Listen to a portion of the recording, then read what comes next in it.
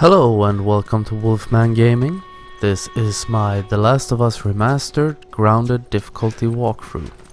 And in this episode we are taking on Chapter 7, also known as the University. And this is Survival 101. So we run up this little balcony walkway and wait out by the corner for this infected girl to make her little patrol route so we can sneak up behind her and choke her out. Business as usual. And we're trying to get into a room on the left to start up a generator so we can continue onwards in this chapter. But before we can do that, we are gonna choke out her little friends, as one does. But one of them is patrolling back and forth in this room. I've tried to take her out by doing the choke, but I couldn't get it to work for some reason. I don't know if I'm clumsy or if it's the game trolling me, but I think that the easiest way is to just wait by this window, and as soon as she has her back towards you, you take her out with your good old bow. And you don't want to start up a unnecessary gunfight at this point. But after she goes down, we have 4 passive clickers. No, 4 passive runners in this room. So just sneak in and choke them out. And you should know this by now. This is standard business as usual. Doing the good old man cuddle until they go down. At least school is out forever, as Alice Cooper once said. And it doesn't matter which order you take them out in. Just take them out in whichever order you find to be the best for you, basically. And I think that's the second to last one of them.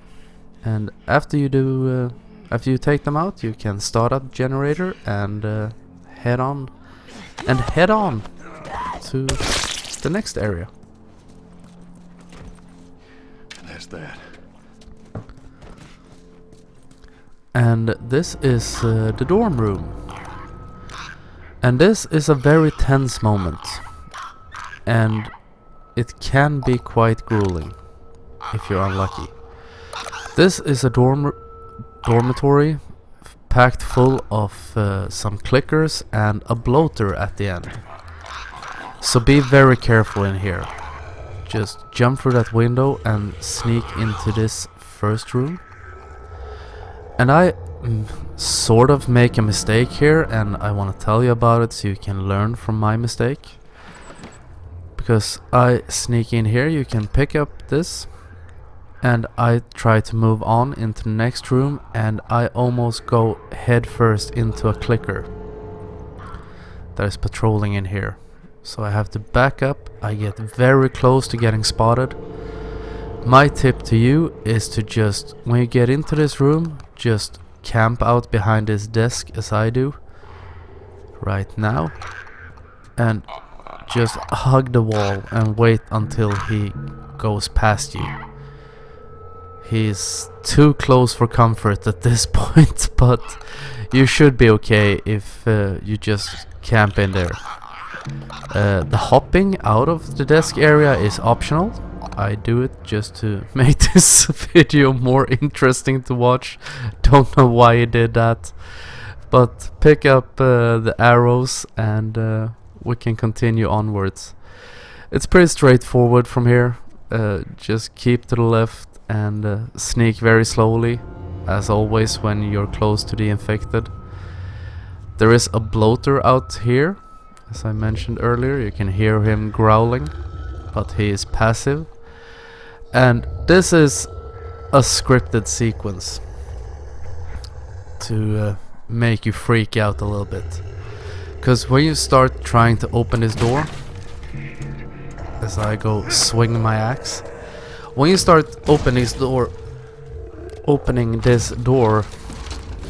you're gonna see him come alive. But just keep pressing that square button and you'll get through right before he catches up to you. It is a scripted sequence, so you're not in any danger. Just keep mashing that button and you will get through it right before he gets to you. And this is towards the end of the chapter.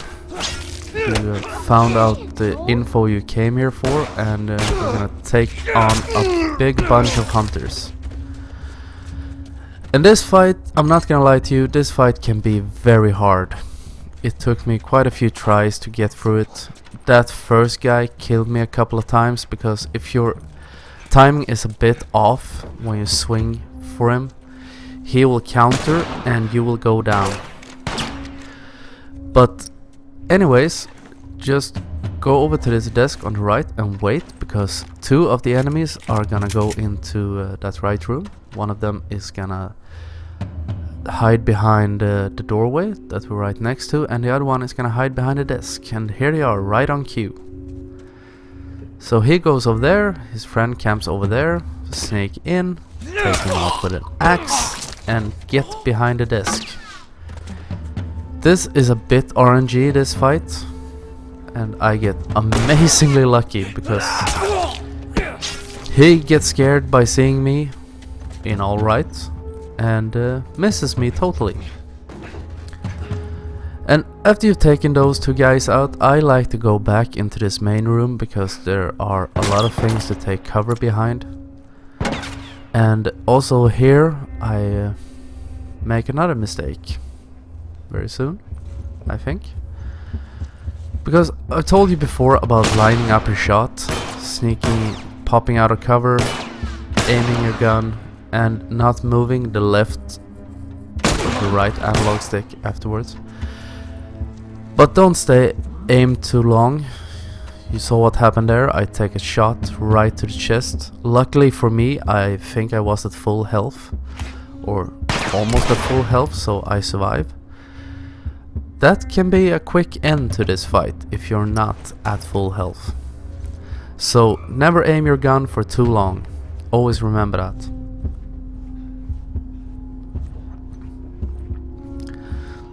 But I progress up to this wall, and I'm gonna try to use the cover trick that I sneak just so I can get my aim out around the corner and shoot him in the head. And that is a good thing about third-person games or third-person shooter games, that you can use the camera and the geography to your advantage to sort of aim around corners, Wanted style. The reason for me throwing that bomb was that as soon as we get close to this corner, we're gonna trigger a second spawn of enemies, and they can kill you quite fast. So I prepare a little bomb to welcome them and give the survivor a shotgun blast to the chest. But there is still one guy left, so I took out two, so that I think there are three in this wave. You can see him standing over there, trying to find out where I am.